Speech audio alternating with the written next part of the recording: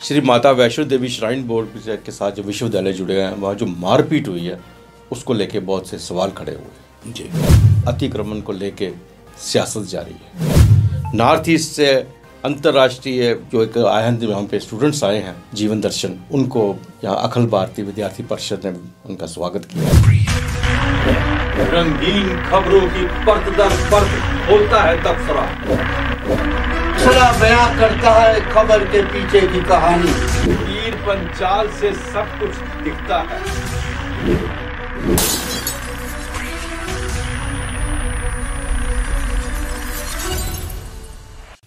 नमस्कार, तबसरा आज दोपहर तक में एक बार फिर आपका स्वागत है और मैं हूं दर्शपाल गुप्ता और मेरे साथ है वरिष्ठ पत्रकार सतीश वर्मा जी। सतीश जी, तो सबसे पहले बात करते हैं माता वैष्णो देवी की। माता वैष्णो देवी श्राइन बोर्ड को लेकर यूनिवर्सिटी जो बनी है, बाहर से लड़के वहाँ आए हैं, वहाँ पढ़ते हैं, बहुत अच्छा है, लेकिन यूनिवर्सिटी हमेशा ये विवादों में रही है। इससे पहले भी बहुत से यहाँ तक भी सेक्स स्कैंडल की बात हुई है और कुछ दिन पहले यहाँ पे एक वीडियो वायरल हो रहा है जिसमें बच्चे लड़ रहे हैं, लड़के आपस में मार पिटाई कर रहे हैं, कोई उन पर कंट्रोल नहीं है। मतलब माता वैष्णो देवी श्राइन बोर्ड का ये एक विश्वविद्यालय है जिसके ऊपर हम बड़ी उम्मीदें लेके बैठे हुए हैं। जम्मू कश्मीर से नहीं, बिहार से, बाहर से, यूपी से, दूर दूर से लड़के आके यहाँ पर पढ़ रहे हैं और ये विश्वविद्यालय जो है इनके ऊपर सवाल खड़े किए जा रहे हैं। बाद में हम बात करेंगे वहाँ के हॉस्पिटल के ऊपर भी सवाल खड़े किए जा रहे हैं माता वैष्णो देवी श्राइन बोर्ड के। क्या बात है, क्या क्या कारण है इनके ऊपर जो इतने सवाल खड़े हो रहे हैं? देखिए, हम थोड़ा अगर पीछे चलें तो हमें याद आता कि जब वैष्णो देवी मंदिर की बात करें तो बारीदार उसका संचालन करते थे बारी बारी से, लेकिन एक वक्त आया जब जगमोहन यहाँ गवर्नर थे, उन्होंने श्राइन बोर्ड की स्थापना की और आज जो भी कहा जाता है, जो भी रास्ता बना या भव्यता आई, तो जगमोहन की जो भूमिका रही उसको हमेशा याद रखा जाएगा।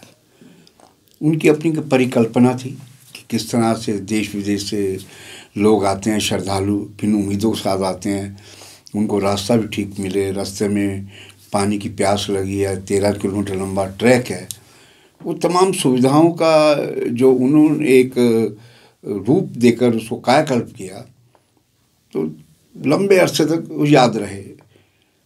फिर कालांतर में क्या हुआ कि अब पॉलिटिकल पोस्टिंग होती है तो सीओ बनना, जगमोहन चले गए, उसके बाद चलता रहा सिस्टम। लेकिन अब पिछले कुछ सालों से देख रहे हैं कि जिस मकसद से जगमोहन ने इसकी स्थापना की थी वो मकसद कहीं उस शैकी होता दिखाई दे रहा है। मसलन जिस पर आपने इशारा किया, विश्वविद्यालय की अगर बात करें, हालांकि अच्छी बात है कि इस विश्वविद्यालय में मुख्तलिफ डिग्रियाँ, डिप्लोमे होते हैं विषयों को लेकर और इसमें बाहरी राज्यों के छात्र छात्राएँ आती हैं पढ़ने, लोकल तो होते ही हैं। लेकिन जिस प्रकार से ये बार बार विवादों में आ रहा है, एक बार एक कोई वाइस चांसलर से या कौन थे, एक बड़े अधिकारी थे शिक्षक लाइन से, उनको लेकर जिस पर आपने कहा कि उनका कोई स्कैंडल, बड़ा मतलब अच्छा आरोप लगा, उसको बहुत शोर उठा, स्कैंडल, और वो श्रीमान जी थोड़े दिन के लिए कहीं लापता हो गए, भूमिगत हो गए और मामला किसी तरह से वो ठंडा हो गया। लेकिन कल परसों ये जो घटनाएं घटी हैं वहाँ और आरोप लग रहे हैं, जैसा कि मीडिया और वायरल में खबरें वायरल हो रही हैं कि वो जो छात्र थे वो बिहार मूल के थे और इनमें किसी बात को लेकर कहा सुनी हुई और मारपीट होगी। दरअसल ये इतना संवेदनशील मुद्दा है कि अगर हम इसको स्थानीय और बाहरी कहेंगे तो एक बड़ा रूप ले सकता है। मैं जो समझता हूँ, मेरा मानना यह है कि इसमें जो भी कसूरवार है, वो चाहे लोकल है या बाहर का है, उनको कड़े तरीके से दंडित करना चाहिए। यानी कि उनका करियर खराब हो, उनको समझाना चाहिए विश्वविद्यालय ये कुश्ती का मैदान नहीं है। क्योंकि ये तमाम घटनाएं कहीं ना कहीं माँ वैष्णो देवी श्राइन बोर्ड को भी कहीं ना कहीं उनको माथे पे भी एक गलत धब्बा लगाती है, क्योंकि वही संचालित करते हैं। और मैं समझता हूँ कि ये विषय ऐसा है, देखिए कल वहाँ बंद रहा, आज बंद रहा, सोमवार को खोलेंगे ये, तो इससे शायद समझा जा सकता है कि मामला कितना गर्म है। अभी भी तनाव बना हुआ जब जानकारी में। और वाइस चांसलर सामने नहीं आते। वाइस चांसलर पॉलिटिकल पोस्टिंग है। पॉलिटिकल पोस्टिंग जहां होगी, इतना बड़ा हंगामा कैंपस के अंदर हो रहा है, इतने रात के अंधेरे में एक दूसरे को मार रहे हैं, पीट रहे हैं, और वाइस चांसलर के सामने। अगर हमें याद है जब हम पढ़ते थे, अगर हमारे सामने कुछ स्टूडेंट्स गलती करते थे, लड़ते भी थे, अगर उनका टीचर सामने आ जाता था, लड़के एकदम चुप हो जाते थे, पीछे हट जाते थे। नहीं, हमें डीन बुला लेते थे, डीन बुला लेते थे कि भाई ये क्या मसला है, क्यों कर रहे हो आप। लेकिन सवाल ये है कि ये बड़ा पेचीदगी का मामला है, क्योंकि हमारी स्टेट के अंदर बहुत से पद ऐसे हैं जो सीधा समझ नहीं आते कब उनकी नियुक्ति हो जाती है। पॉलिटिकल पोस्टिंग, जिसका प्राइज पोस्टिंग। तो मैं समझता हूँ कि आप वीसी साहब की बात कर रहे हैं, पिछले दिन ये भी था कि जो वीसी थे शायद पद उनको कंटिन्यू किया गया, वो लॉबी करते थे जगह जगह जाके, वो बाहरी राज्य से थे। तो ये तमाम जो चीज़ें कहीं ना कहीं ये दर्शाती हैं कि वहाँ पर जो आदमी पॉलिटिकल ताकत के साथ यहाँ आएगा वो फिर might is right Satish ji ऐसा है कि माता वैष्णो देवी के नाम से है दोनों चीज़ें, हॉस्पिटल भी है और ये भी है। हाँ, दोनों चीज़ें का, और लोगों की श्रद्धा है। लोगों यही समझते हैं कि एक ट्रस्ट बना हुआ है माता की तरफ से, जब इतना पैसा आ रहा है, दान आ रहा है, सब कुछ आ रहा है, लोग इतना कुछ दे रहे हैं, उसी की वजह से एक हॉस्पिटल भी बना है, ये यूनिवर्सिटी भी बनी है। यूनिवर्सिटी की हालत ये है कि वहाँ हर दूसरे दिन कोई ना कोई नया स्कैंडल सामने आ रहा है। और जहाँ तक हॉस्पिटल की बात करें तो वहाँ तो वैसे ही लोगों ने ये सोचा था माता वैष्णो देवी की ट्रस्ट की तरफ से है, हमें आराम मिलेगा, हमें अच्छी सुविधाएं मिलेंगी, और एक ट्रस्ट जैसा चलाता है वैसे ही चलेगा। लेकिन ये कॉरपोरेटर भी हॉस्पिटल कॉरपोरेट की तरफ बन गया है, वहाँ पर लाखों के बिल आते हैं। अब तो लोग जाने से डर रहे हैं। कोरोना काल में सी जी आप यकीन करेंगे, आप बेशक इनका निकाल लीजिए, इनके वहाँ से इंफॉर्मेशन आंकड़े निकाल लीजिए। कोरोना काल में जितने भी वहाँ पे गए जिंदा बहुत कम वापस आए, और बिल जो है लाखों के हिसाब से उनके हाथों में थमा दिए। वहाँ तो सिर्फ जैसे ऐसा लगता है जैसे किसी बड़े कॉर्पोरेट हॉस्पिटल माता वैष्णो देवी के नाम से, सिर्फ नाम ही है, उसके नाम से कोई सुविधा नहीं है वहाँ पे। देखिए, मैं फिर हम थोड़ा पीछे जाएंगे। देखिए, जब एक भरोसे पे खरोंच आती है ना, तो वो गहरी होती चली जाती है। उसको ये बनिस्बत की उसको ठीक करें। हम पिछले साल जनवरी की घटना ले लीजिए, बोर्ड की, खुद की श्राइन बोर्ड की जो हादसा हुआ, जिसमें 12 श्रद्धालु, कितने श्रद्धालु उसमें अकाल मौत के शिकार हुए। फिगर हमें एक्यूरेट थोड़ी भूल सी रही है, लेकिन उसके बाद क्या हुआ, कोई रिपोर्ट नहीं आई आज तक। एक हफ्ते में रिपोर्ट की बात थी। तो देखिए, बात फिर वहीं आती है, जब ब्यूरोक्रेट्स बेलगाम लगाए जाएंगे वहाँ, जिन पे कोई चेक नहीं होगा, तो इस प्रकार की घटनाएं होंगी। जब नारायणा अस्पताल की बात करते हैं, हमें उम्मीद ये थी कि साउथ की एक बहुत बड़ी एक संस्था है जो माँ वैष्णो देवी के साथ ज्वाइंट संयुक्त उपक्रम में अस्पताल चलाएगी, और हमारे जो स्टेट के लोग हैं वो कुछ एक को छोड़ दो, मिडिल क्लास है, वो इतना पैसा कहाँ से दे पाएंगे। हो सकता है उनके लिए कम पैसों में एक बेहतर इलाज हो। लेकिन यहाँ तो कहानी उल्टी हो गई कि पैसे भी ज़्यादा, और ये भी गारंटी नहीं हमारा जो जीव अस्पताल में आखिर दाखिल हुआ है वो जिंदा वापस लौटेगा नहीं लौटेगा।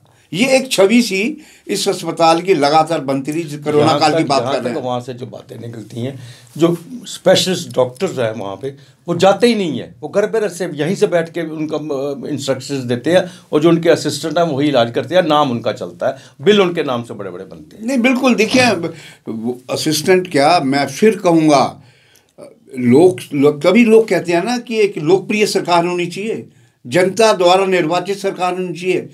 जब आप नौकरशाही के रहमो कर्म पे हो जाएंगे, वो काले को सफ़ेद, सफ़ेद को काला करेंगे अपने तरीके से। और यही वजह है कि ये जो सब घटना हो रही है, अगर यहाँ लोकप्रिय सरकार होती, निर्वाचित सरकार होती, क्या मजाल थी इस तरह की घटनाओं पर। अगर होती भी तो उस पर तत्काल प्रभाव से पे एक्शन होता। एक्शन इसलिए नहीं हो रहा क्योंकि ये एक पूरा एक कॉकस बना हुआ है, और वो कागज़ अपने तरीके सिस्टम को चलाता है। और यूनिवर्सिटी की बात कर लें, इससे जुड़े नारायणा अस्पताल की बात कर लें, या खुद श्राइन बोर्ड की बात कर लें, तो बस ये कि माता वैष्णो देवी की कृपा से जो बचाव हो रहा है ये समझ लीजिए, उसके अलावा कुछ नहीं है। लेकिन सबसे बड़ी बात है कि ये उपराज्यपाल के अधीन में आता है, चेयरमैन है। हाँ। और हमेशा हम उनकी तारीफ करते हैं, बिल्कुल करते हैं, देखते हैं। लेकिन चूंकि एक ऐसा दायरा है जिसे पूरा देश देख रहा है, दुनिया की निगाहें इस पर को लगी हुई है, उसके ऊपर कोई भी उंगली उठाए को आँच आए, बिल्कुल ये जम्मू कश्मीर के लिए भी अच्छी बात नहीं है। बिल्कुल। देखिए ना, वकील शेख शकील अहमद की बात करें, वो उस विषय को लगातार उठाते रहे। देखिए बात क्या है, नक्कार खाने में तूती, कोई सुनवाई नहीं। तो मैं समझता हूँ कि उपराज्यपाल एक पॉलिटिकल और ऐसे राज्य से आते हैं जिसका राजनीतिक तौर पर एक व्यापक दृष्टिकोण होता है, और वो अगर थोड़ा सा अपना और ज़्यादा अटेंशन इस पर दें तो मैं समझता हूँ ये जो चीज़ें उठती हैं वहाँ बार बार, कभी श्राइन बोर्ड में, कभी अस्पताल में और कभी अब ये यूनिवर्सिटी में, इन पे अंकुश लगाया जा सकता है। ये कोई ऐसा काम नहीं कि अंकुश नहीं लग सकता, लेकिन बात वही है, थोड़ा लिहाजी सभा हो तो फिर ऐसी होता है। श्री जी, दूसरी बात खबर पे आते हैं, अतिक्रमण को लेकर इस वक्त जम्मू कश्मीर में जो फैला हुआ है उसको लेकर सियासत शुरू हो गई है। हालांकि जम्मू के अंदर इस तरह ज़्यादा उन्होंने अभियान नहीं चलाया, सिवाय सोजू के, और बाकी तो उन्होंने कुछ सरेंडर भी किए हैं, कुछ लोगों ने कुछ बताया दिखाए भी हैं, लेकिन कश्मीर के अंदर उनका ज़्यादा है, शोर जम्मू में ज़्यादा है। हाँ बिल्कुल, अभियान कश्मीर में है, शोर जम्मू में है, और कश्मीर में तो वहाँ पे MLC कोई x MLC Bharatiya Janata party के यूसुफ सोफी, उसका भी स्ट्रक्चर गिराया गया, उसको लेके आज अपनी पार्टी ने भी प्रदर्शन किया है। नहीं बिल्कुल। हाँ देखिए, मैं समझता हूँ, हम देख भी रहे हैं कि घाटी आधारित शायद ही कोई नेता बचा हुआ है, चाहे वो बीजेपी की बी टीम है या बीजेपी से जुड़े लोग हैं या बीजेपी के नेता हैं, जिनका जिक्र किया बीजेपी के नेता एक्स MLC अनंतनाग से लोकसभा का चुनाव भी लड़ चुके हैं।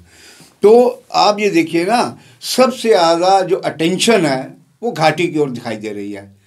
जम्मू में बड़े बड़े माफिया बैठे हैं, भू माफिया, बड़े बड़े कहा जाए कि 100 50 200 कनाल को कब्जा करके अटालिकाएँ चढ़ा रखी हैं। तो मैं समझता हूँ इस और भी उपराज्यपाल मनोज सिन्हा साहब को तवज्जो देनी चाहिए, क्योंकि आरोप लगातार ये चस्पा हो रहे हैं कि सिलेक्टिव हो रहा है। ये बड़ा गलत एक आरोप है। हम समझते हैं, आप चूँकि कहते हैं ना, जब बादशाह होता है उसको समान नज़र से देखना चाहिए कि प्रजा में ऐसा ना हो कि इस तरह का संदेश जाए कि आप ए का फेवर कर रहे हैं या बी का फेवर कर रहे हैं।